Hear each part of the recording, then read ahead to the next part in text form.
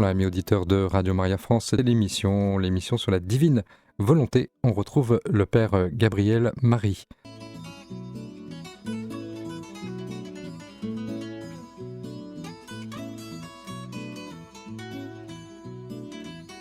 Voilà, Père Gabriel Marie, bonjour, bienvenue sur Radio Maria France. Bonjour, cher Jérôme, bonjour, frères et sœurs bien-aimés, chers amis, auditeurs, auditrices de Radio Maria, je vous salue de tout cœur. C'est encore avec une profonde et grande joie et action de grâce au Seigneur que nous continuons en communion avec tous les membres de l'association française Luisa Picaretta, ces entretiens sur la divine volonté, selon les enseignements donnés par notre Seigneur à la servante de Dieu, Luisa Picaretta. Notre joie est grande, notre joie à tous est grande de savoir que le Seigneur nous fait en ces temps le plus grand cadeau qui soit, qui est le cadeau de sa vie divine, ce que l'humanité avait perdu avec la chute d'Adam. Donc ce cadeau, c'est sa vie totale, pleine, dans sa substance, qu'il infuse dans l'âme, qu'il infuse en nous rendant en tout point semblables à lui. Donc c'est le commencement de la vie du ciel sur la terre et le triomphe de son règne dans les créatures. Dans la première émission, nous avons exposé quelques difficultés que l'on peut rencontrer à la lecture des écrits de Luisa Picaretta et nous y avons modestement apporté quelques pistes de solutions, de compréhension. Et le mois dernier, nous avons soulevé la question cruciale donc, qui parfois heurte certains, donc de la supériorité de cette sainteté sur toutes les autres saintetés antérieures. Donc c'est le Seigneur lui-même qui le dit à plusieurs reprises, hein. C'est lui-même qui le dit au fil des tomes, c'est assez impressionnant. Ceci en confirmation de ce que les nombreux pères et saints des siècles passés avaient en intuition. Donc tous étaient conscients de leur faiblesse et savaient qu'ils ne pouvaient par eux-mêmes atteindre le seuil ultime de l'abandon qui réalise la plénitude de la vie divine. Donc ce que les pères ont appelé la divinisation, la trinitarisation, la christification. C'est ainsi que saint Paul peut dire, nous l'avons dit la dernière fois, dans Romains au chapitre 7, une loi est inscrite dans mes jambes, je ne fais pas le bien que je veux et je fais le mal que je ne veux pas. Nous avons parlé aussi des autres saints, Padre Pio, saint François d'Assise, le bienheureux Charles de Foucauld et beaucoup d'autres, qui malgré une vie toute donnée, étaient encore durement confrontés à leurs limites. Donc, or, la vie dans la divine volonté, dans son état permanent, est une vie sans péché. Et nous avons conclu que cette vie divine n'est encore vécue par aucune créature ici-bas. Et que nous pouvons, à la limite, commencer par poser des actes dans la divine volonté, afin que ces actes constituent le tissu de notre vie et nous conduisent progressivement, graduellement, vers un état permanent de plénitude dans la vie divine. Avant d'entrer dans le plan des 36 volumes, à savoir les 3 fiat de la création, la rédemption et la sanctification, qui sont les 3 grands moments du dessein de Dieu sur l'humanité, nous allons aujourd'hui évoquer quelques considérations sur le fait que Jésus lui-même dit et confirme à plusieurs reprises qu'il n'y a pas de vie de sainteté supérieure à celle qu'il donne aujourd'hui à l'humanité présente en cadeau. Qui dit cadeau dit gratuité, donc à l'humanité, et qui est la vie dans la divine volonté. Et donc, cette vie dans la divine volonté est l'achèvement du projet de Dieu sur l'humanité. Alors, nous ferons aussi mention aujourd'hui, si le temps nous est favorable, de quelques conséquences liées au fait que l'on vit dans la divine volonté. Que se passe-t-il quand nous vivons dans la divine volonté, très concrètement? Donc, Jésus dit à Luisa Picaretta, que la vie dans la divine volonté est le prodige des prodiges. On peut dire il n'y en a pas au-dessus. C'est au tome 25, du 14 novembre 1928. Il dit que la vie dans notre divine volonté est le plus grand des prodiges. Et il ajoute notre Seigneur, et si notre divinité voulait en faire un plus grand, elle ne le pourrait pas. Pas plus qu'elle ne pourrait trouver quelque chose de plus grand, de plus prodigieux, de plus puissant, de plus beau, de plus heureux que notre volonté a donné à la créature. Donc, c'est très clair. C'est-à-dire que la vie de la sanctification, c'est l'état dernier de la condition humaine sauvée. C'est le but ultime de la création et de la rédemption. Si Dieu a créé toutes choses, s'il a accepté de venir prendre notre condition humaine dans son Fils Jésus-Christ pour nous donner la vie et nous sauver, c'est en vue de la sanctification pour que nous retrouvions justement l'état premier de la plénitude de la vie divine, partageant sa sainteté et toutes les prérogatives divines que Adam a perdues en désobéissant. Alors Jésus dit que parce qu'en donnant notre vie divine, nous donnons tout. En fait, il ne retient rien. Nous donnons tout. Sa puissance forme notre écho dans les profondeurs de l'âme et forme, dit-il, nos plus belles images. En fait, nous sommes en quelque sorte la cire sur laquelle Dieu vient inscrire, dessiner, appliquer, n'est-ce pas, son image. Nous devenons en quelque sorte la réverbération du visage divin, du visage de Dieu, du visage du Christ. Il se mire en nous, en fait. Cela, nous pouvons nous mirer en lui et lui en nous, dans la vie, dans la divine volonté, dans son état permanent, j'entends. Et donc l'écho de la petitesse humaine devient un avec le nôtre. C'est-à-dire que notre petitesse, et c'est ce que Sainte Élisabeth de la Trinité dit lui-même, Jésus vient par l'immensité de sa miséricorde absorber notre misère. Sauf qu'ici, n'est pas la miséricorde de Dieu seulement, c'est sa volonté divine. En fait, ce qui le constitue substantiellement, ce qui fait qu'il est Dieu.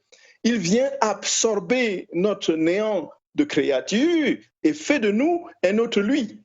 De sorte que nous sommes une multiplication, justement, du visage et de la vie du Christ, ici-bas. Voyez, c'est ça. Ouais, frères et sœurs, amis auditeurs, quand on y réfléchit assez profondément, on ne peut que rendre grâce au Seigneur et pleurer de joie de ce que aujourd'hui Jésus nous dit, tu n'es pas seul, mon enfant, à t'efforcer par la force des poignets, par des efforts incessants, sans succès, pour essayer de ressembler, de t'accommoder à ma volonté. Je viens te donner le cadeau suprême de ma vie divine qui te suffit simplement de demander et de désirer du plus profond de ton âme, du plus profond de ton cœur. Alors toujours dans la considération selon laquelle Jésus trouve et dit que la sainteté dans la divine volonté est supérieure aux autres, il va affirmer de manière très très forte au tome 16. Voici ce qu'il dit au tome 16. Il dit que là où les anciennes saintetés s'arrêtent, voilà, la sainteté dans la divine volonté commence. Donc, faisant de toutes les autres saintetés son marchepied. En fait, qu'est-ce que cela veut dire très concrètement? Cela veut dire que la rédemption a préparé la sanctification. C'est-à-dire que si Jésus a créé toutes choses, s'il est venu mourir pour nous, c'est pour que nous soyons comme lui, en définitive. C'est pourquoi la sainteté dans la divine volonté est, comme il dit, le couronnement, non seulement le couronnement, mais les autres saintetés constituent le marchepied de cette sainteté qui est en fait le but final. Donc il est encore plus explicite et il dit ceci, je cite, « Donc dans les futures générations, je ferai disparaître toute autre forme de sainteté, peu importe la vertu sur laquelle elle se fonde. » Pourquoi Jésus dit ça? Parce que les saintetés sont variables aujourd'hui dans le cadre de la rédemption. Il y a des saintetés qui se constituent sur l'humilité, d'autres sur la charité, d'autres sur la Mère Teresa, par exemple, sur l'humilité, n'est-ce pas? On a Saint François d'Assise, sur l'amour de la nature, ou bien surtout voilà, une dévotion particulière au Sainte Plaie de notre Seigneur, une communion avec, dans une vertu, soit de paix, soit de joie, si l'on rejoint Galates au chapitre 5, soit de bonté, joie, Don Bosco, par exemple, ainsi de suite. Donc, quels que soient les lieux où les saintetés se sont constituées jusqu'ici, ils n'ont été, n'est-ce pas, ces lieux que partiels et parcellaires.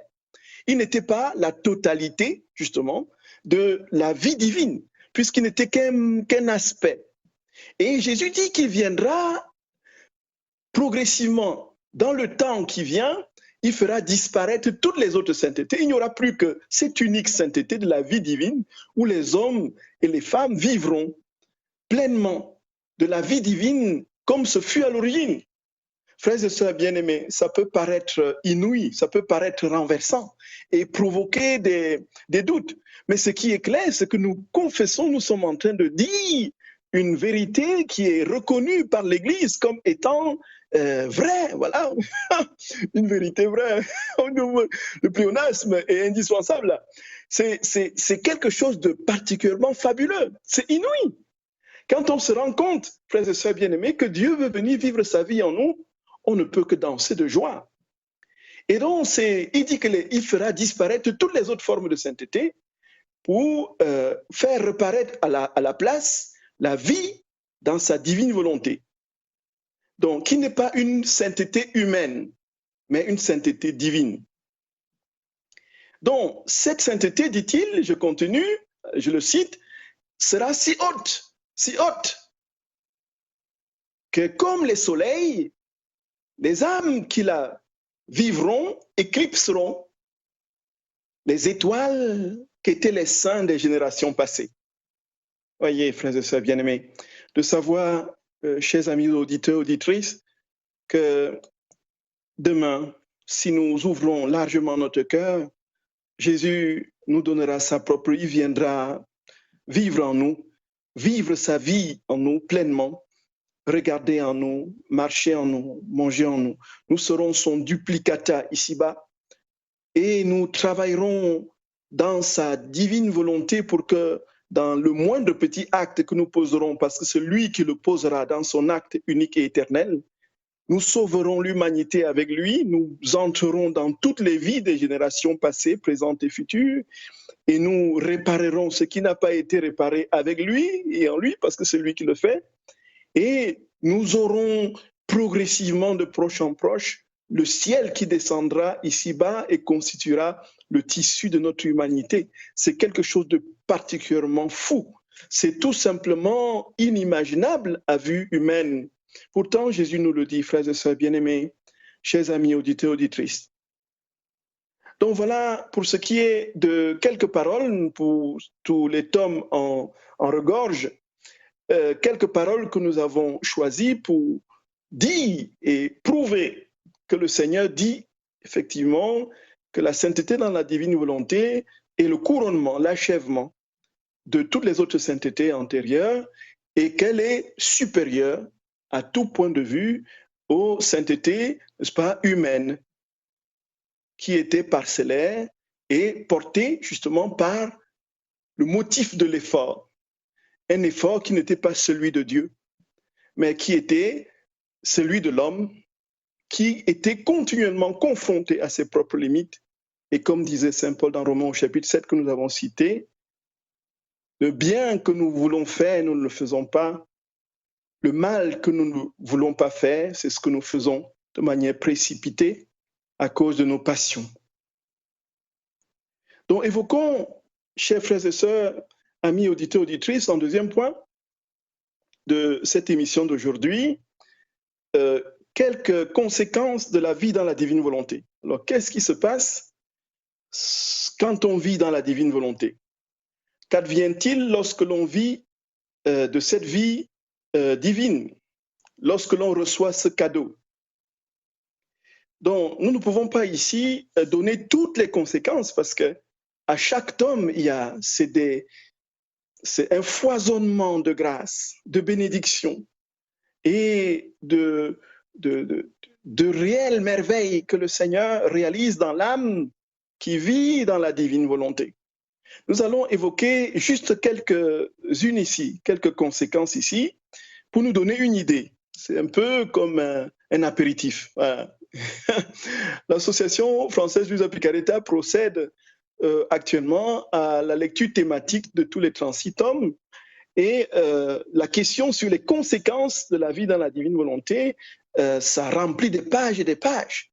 Quasiment à toutes les pages, Jésus nous dit que vivre dans la divine volonté, c'est un feu d'artifice de merveille. On ne s'arrête pas de s'émerveiller. Bref, on est déjà au ciel, si on pouvait le résumer en un seul mot. Ayez, frères et sœurs bien-aimés, chers amis auditeurs, auditrices. Jésus nous dit, nous allons évoquer quand même quelques-unes ici. Jésus nous dit que la vie dans la divine volonté réduit les passions à néant. Et c'est-à-dire qu'elle élimine les péchés. En fait, si on commence à poser des actes dans la divine volonté, progressivement, petit à petit, nous pécherons de moins en moins. En fait, c'est ça, en fait. C'est ça. Pourquoi, très concrètement? Déjà parce que c'est Jésus qui est en nous, qui œuvre et qui fait tout en nous. Même quand nous sommes sortis momentanément de la divine volonté et que nous sommes livrés à nos passions, nous sommes secourus justement assez rapidement par sa grâce agissante en nous, du fait qu'il a vécu en nous. Et plus encore, nous avons cette possibilité déjà de structurer notre être intérieur comme étant un miroir, une réverbération de la présence de Dieu, de sorte que nous avons déjà eu et acquis le réflexe de toujours prier, puisque la vie dans la divine volonté, c'est une prière perpétuelle, puisque à chaque acte, chaque pensée, chaque mouvement de notre journée, nous demandons au Seigneur de venir le faire en nous, et nous faisons avec lui. Et si nous sommes déjà structurés intérieurement pour que tout notre être intérieur soit en continuelle prière, pour inviter Jésus à venir faire des actes en nous, à poser des actes en nous, il est évident que notre pensée ne sera plus portée ou bien à penser à ce qui n'est pas Dieu, ce qui n'est pas de Jésus. Donc nous avons une conscience plus aiguisée contre le mal. Nous avons une plus grande perception de ce qui n'est pas de la divine volonté, ce qui ne plaît pas à Jésus.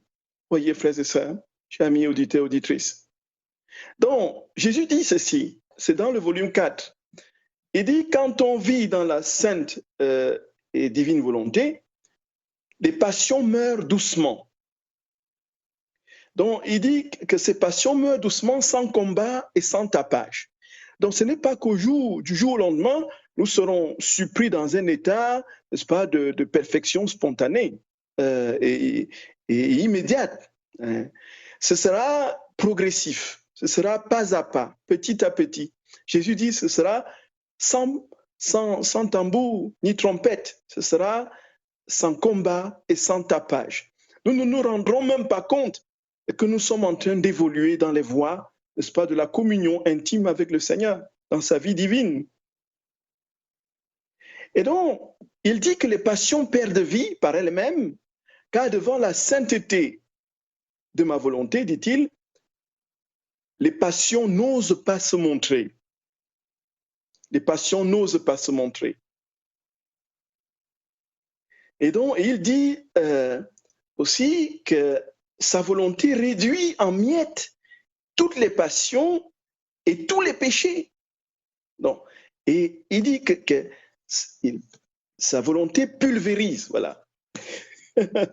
Pulvérise tous les péchés. Et les déracine, en quelque sorte. Nous avons là quelque chose, mes chers frères et sœurs bien-aimés, chers amis auditeurs, auditrices, quelque chose de puissant, de puissant. Le Seigneur nous dit, tu peux progressivement vivre la sainteté que tu as tant désirée et que tu n'arrives pas à mettre en pratique parce que tu te surprends toujours en train de t'éloigner des commandements du Seigneur. Jésus te dit aujourd'hui que tu es capable, qu'il est capable en toi de te donner cette vie de sainteté sans que tu ne sentent la violence de l'effort et que tu ne te morfondes dans des scrupules. Voyez, c'est ça en fait. Parce que progressivement, en vivant de sa vie divine, les passions seront éclipsées, pulvérisées, et petit à petit, tu te retrouveras dans la vie du ciel de la manière la plus simple qui soit, la plus ordinaire qui soit, et vivant déjà de la vie de Dieu ici sur terre. Voilà une des premières conséquences que nous pouvons évoquer. La deuxième, frères et sœurs bien-aimés, chers amis auditeurs, auditrices, c'est la perte, la disparition totale et définitive des doutes et des peurs. Donc Jésus dit très clairement que ceux qui vivent dans la divine volonté, progressivement, voient les doutes et les peurs disparaître. Pourquoi? En fait, la vie dans la divine volonté, c'est un mystère de substitution. La vie humaine, la volonté humaine est substituée par celle de Dieu. La volonté humaine est absorbée par la volonté de Dieu. Et l'obstacle, le plus grand malheur de l'homme, dit Jésus, c'est sa volonté propre, puisque c'est à partir et à cause de sa volonté qu'il est sorti du giron de la gloire et de la sainteté de Dieu, de sa lumière et de son amour. Et donc, la vie dans la divine volonté va progressivement nous redonner l'état premier qui va progressivement éclipser la volonté humaine qui, elle, est la cause de tous les maux et des doutes et des peurs et des angoisses et des inquiétudes, ainsi de suite. Et Jésus dit que la peur, les doutes, les angoisses, tout ça, ce sont des vieilles guenilles de la volonté humaine. C'est-à-dire que si nous ne faisons que notre volonté, nous serons les plus malheureux de la terre. Nous n'aurons jamais la vie divine en nous. Parce que la vie divine consiste à disparaître à soi pour que Dieu nous investisse de sa divine volonté, de sa volonté lui-même, et fasse tout en nous, et pose tous les actes, les pensées, tout notre agir, que cela soit de lui et par lui. Voici ce que Jésus dit à ce propos. Il dit, là où mon divin fiat règne, ma volonté ne permet pas ces misères. Parce que dans son fiat, dans sa divine volonté, c'est la paix, la sécurité de par sa nature. Et si l'âme se laisse dominer par sa lumière, elle est exempte de toute inquiétude et de tout trouble. Et il dit donc à Luisa Picaretta, dès lors, voici ce que je veux de toi, ma fille. C'est que ta respiration, écoutez bien, frères et sœurs bien-aimés, amis auditeurs, que ta respiration, tes battements de cœur et tout ton être ne soient rien d'autre que ma volonté et mon amour. L'amour et la divine volonté s'unissent ensemble, forment la plus grande offrande et le plus bel hommage que la créature puisse rendre à son Créateur. Voyez, frères et sœurs bien-aimés, amis auditeurs, auditrices, donc nous savons aujourd'hui que nous n'avons jamais été aussi démolis par notre histoire. Notre histoire a constitué pour une majorité d'entre nous, justement, les casseroles que très souvent nous sommes obligés de trimballer jusque très tard, jusqu'à l'aube, n'est-ce pas, du nouveau ciel. Ceci simplement parce que nous sommes continuellement rattrapés. D'une part, c'est les scrupules, de l'autre, les blessures liées à ce que nous avons vécu, liées soit à nos péchés, soit à ce que nous avons subi des personnes qui nous ont fait souffrir. Et l'on sait que les angoisses, les peurs, les craintes, ce sentiment chronique d'insécurité que nous pouvons au jour le jour vivre, viennent de toutes ces blessures liées à la volonté humaine. Et Jésus nous dit que si tu as le réflexe de m'offrir chaque jour ta volonté, de te lever en me disant, prends ma volonté, donne-moi la tienne pour que je vive tous les actes de ce jour dans ta divine volonté. Si nous avons ce réflexe, chaque fois que nous posons un acte, que nous avons une pensée, que nous avons un travail à faire, nous marchons, de dire à Jésus de venir le faire en nous, Jésus nous dit progressivement, nous entrons dans une sécurité divine qui, doucement, sans que nous ayons la claire perception intime et immédiate, doucement guérit notre histoire, guérit nos profondes blessures, nous attire toujours plus dans les profondeurs de l'océan de paix que Dieu vient nous donner par son esprit. Voyez, frères et sœurs bien-aimés. Oui, nous avons Carole avec nous qui souhaiterait intervenir. Merci beaucoup, merci. Alors, Oui. Carole, vous êtes à l'antenne. Oui, bonjour Père Gabriel. C'est Bonjour, avec beaucoup d'émotion que je vous écoute et je veux partager. Je n'ai pas assez de mots tellement je suis dans l'émotion. La divine volonté, c'est ce que nous devons vivre et c'est ce que je tente de vivre. Je tente parce que c'est vraiment appétit pas, un peu comme le bébé qui prend son petit lait parce que voilà, il apprend à manger, à digérer. Que la divine volonté, je veux infuser, je veux diffuser, je veux que tout le monde en fait vive cette divine volonté tous les jours de leur vie, dans le travail, à l'école, à tout instant de la vie. Amen. C'est vrai que ce n'est pas évident dans notre vie actuelle où nous devons nous conformer à un code. Tout à fait. Nous pouvons justement adopter le code de Jésus, son code. Nous verrons que notre vie sera transformée. C'est vraiment ça que je veux partager avec vous et vous dire que je suis émue aux larmes à vous écouter. Merci beaucoup. Voilà, c'est magique. Merci, chère Carole. Ce que vous dites est très, très touchant, très profond. Quand vous parlez du code, effectivement, de Jésus, c'est que nous avons plusieurs codes aujourd'hui pour ouvrir les portes de nos vies, d'une part, et surtout des codes pour entrer dans différents sites, mots de passe pour entrer, n'est-ce pas, pour nos comptes en banque, et ainsi de suite. Mais effectivement, cette idée de code est très... C'est-à-dire, c'est la porte, voilà. Si on ne l'a pas, on ne peut pas rentrer dans la vie divine. Voilà. Si on n'a pas le mot de passe, si on n'a pas le code, on ne peut pas rentrer dans la vie divine. Et le code, c'est quoi? C'est cette vie dans la divine volonté, l'ouverture de notre cœur, et Dieu qui infuse sa vie en nous. Et si nous fermons la porte, il ne peut rien faire. Oui. Merci, chère Carole. Merci vraiment pour votre témoignage. Merci beaucoup. Merci. Et dans vos prières, portez-nous en prière pour que nous puissions nous abandonner totalement à la vie divine. Tout à fait. Merci beaucoup, chère Carole. Dieu vous bénisse abondamment. Merci. Oui, À vous aussi. Portez-vous bien. Au revoir. Merci beaucoup. Merci. Oui. Merci. Au revoir, Carole. Voilà, Père, également 2 SMS. Un SMS de Carla qui vous remercie, Père, et qui écrit que c'est beau de vous écouter quand vous parlez du prodige des prodiges. Voilà, un message de Carla, et un second message d'une auditrice qui n'a pas donné son nom, une auditrice qui est en Allemagne, qui dit simplement, voilà, merci beaucoup, très bel enseignement, que Dieu vous bénisse, Père. Voilà. Merci beaucoup, cher.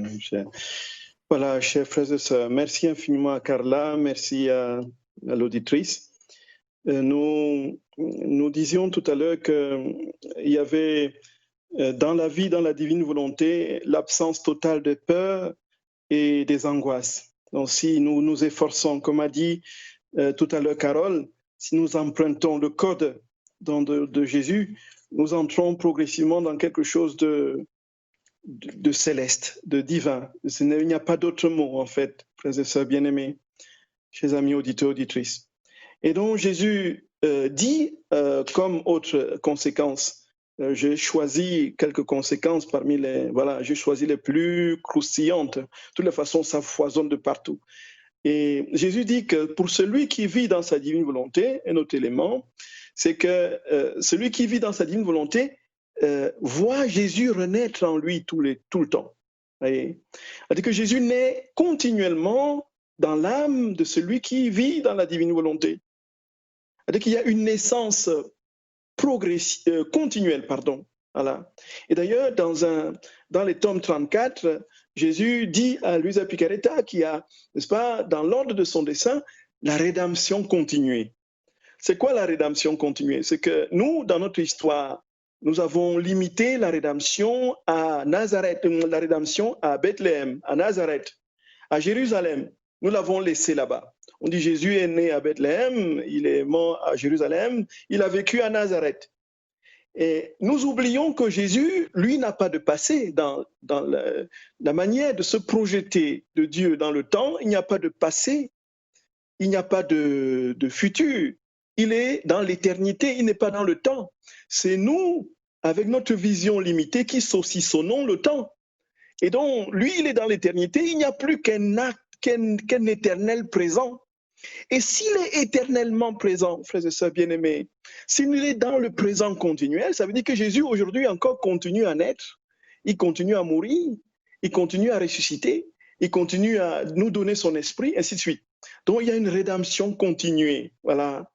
Et ce faisant, Jésus dit qu'il naît continuellement. Quand est-ce qu'il naît continuellement dans les actes, dans la vie et l'âme de celui qui vit dans la divine volonté? C'est quand l'âme pose un acte dans la divine volonté. Voici ce qu'il dit à Luisa Picaretta.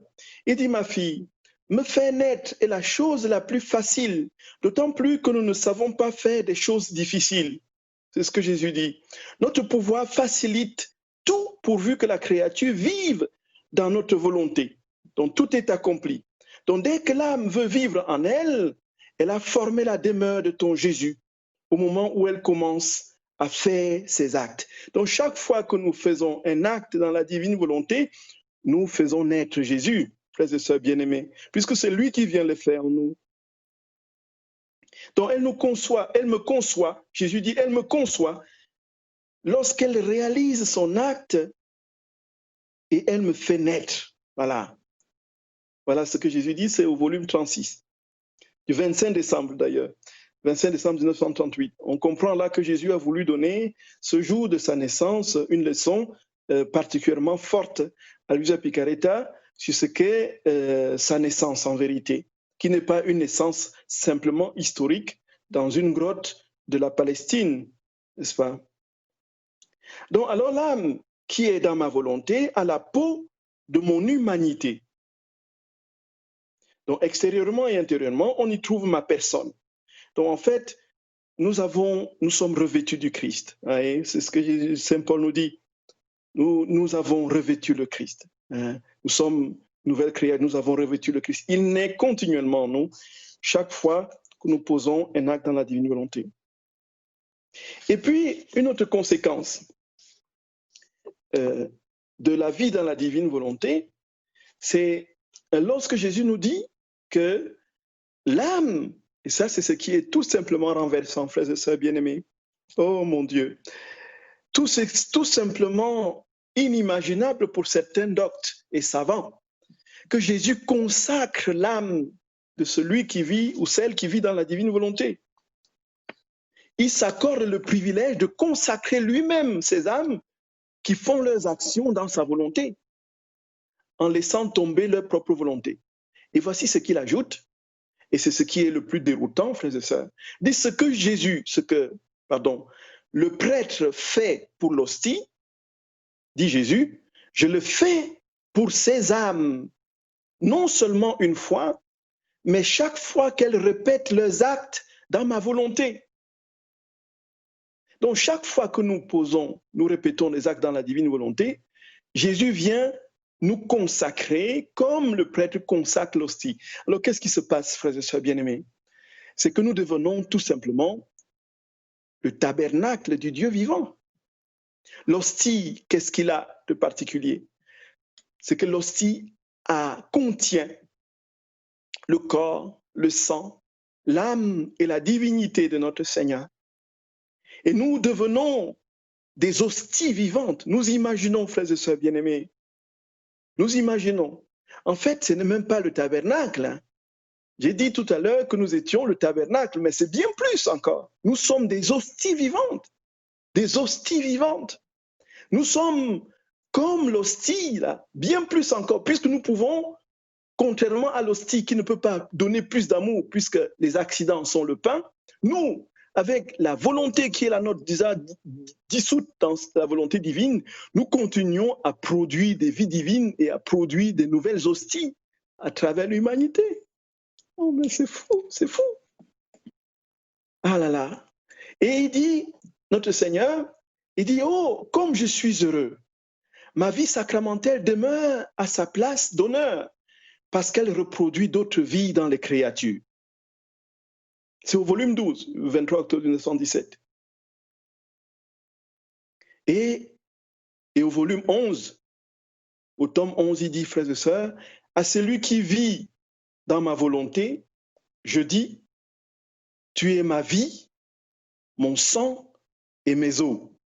Donc Jésus nous dit, nous sommes sa vie, son sang et ses os, simplement parce que c'est lui qui vit en nous, frères et sœurs.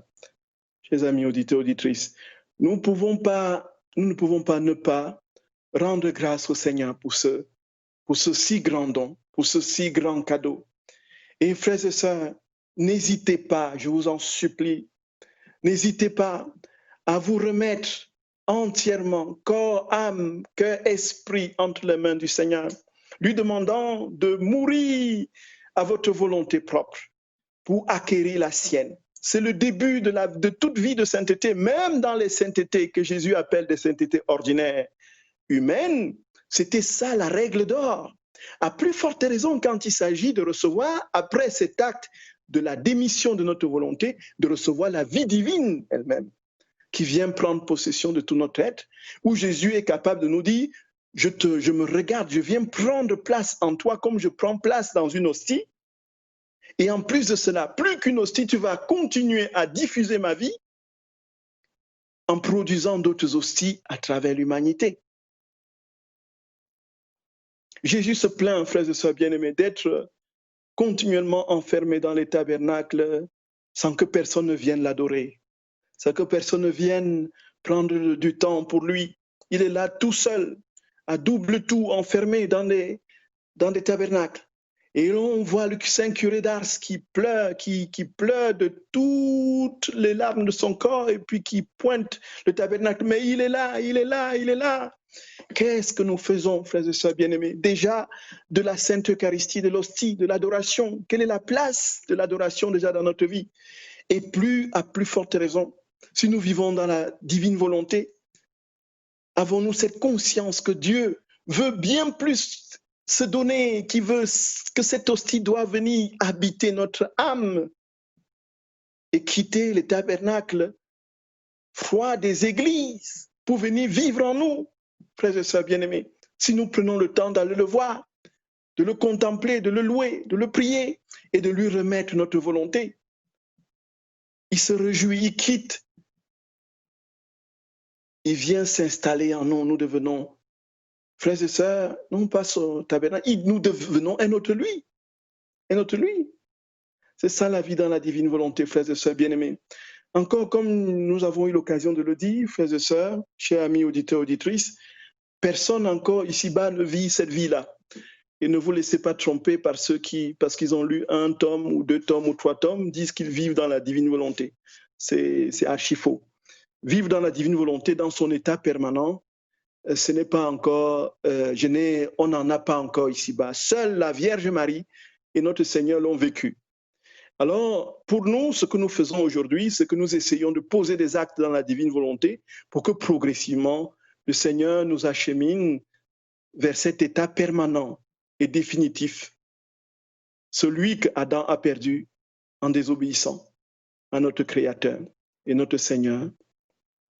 Voilà, chers frères, amis, auditeurs, auditrices, je prie que notre Seigneur, comme a dit Carole tout à l'heure, nous inscrive dans le code unique d'entrée dans sa vie divine et que nous soyons conscients que nous sommes aimés de Dieu et que la vie dans la divine volonté, c'est la manifestation suprême de son amour pour la création, pour les créatures que nous sommes, et qu'il n'y en a pas au-dessus, que Dieu ne veut rien nous donner d'autre que sa vie même. Le plus grand cadeau qu'il puisse nous faire, c'est lui-même.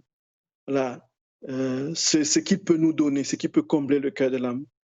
Quelqu'un me disait récemment que, citant un prédicateur qu'il a écouté dans une retraite, il dit « Notre vocation n'est pas la santé, mais la sainteté. Ajoutons la sainteté dans la divine volonté. » Voilà, frères et sœurs, amis auditeurs, auditrices. Cher Jérôme, je suis à 50 à ma montre.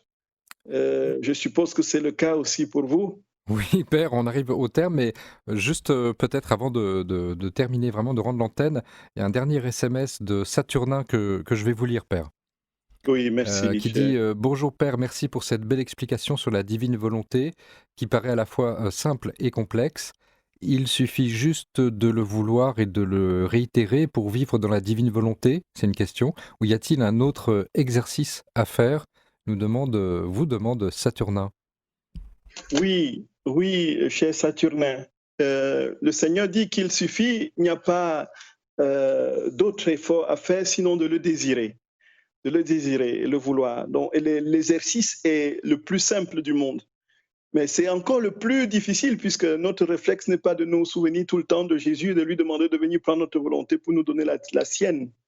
En fait, l'exercice est simple. Il s'agit de ce que Jésus a appelé dans 3 tomes, je crois, des 36 volumes, les actes préalables et les actes actuels. C'est-à-dire qu'au début de la journée, on demande à Jésus, déjà, on consacre sa volonté à Jésus, on lui demande de venir prendre possession de tout notre être et d'accomplir toutes nos actions de la journée dans sa divine volonté. Et donc, ça paraît excessivement simple, mais c'est d'autant plus difficile que notre nature humaine est toujours portée vers le bas et nous n'avons pas le réflexe de toujours, n'est-ce pas, prendre ce temps pour offrir notre volonté au Seigneur. Et une fois que le moment arrive d'accomplir l'acte que nous lui avons préalablement offert au début de la journée, nous l'invitons à venir accomplir cet acte en nous. Ce sont les actes actuels. Et donc, si nous avons cet exercice régulier, nous saurons que tous les moments de notre journée seront remplis de Dieu, puisque chaque fois nous l'inviterons à venir faire les actes en nous.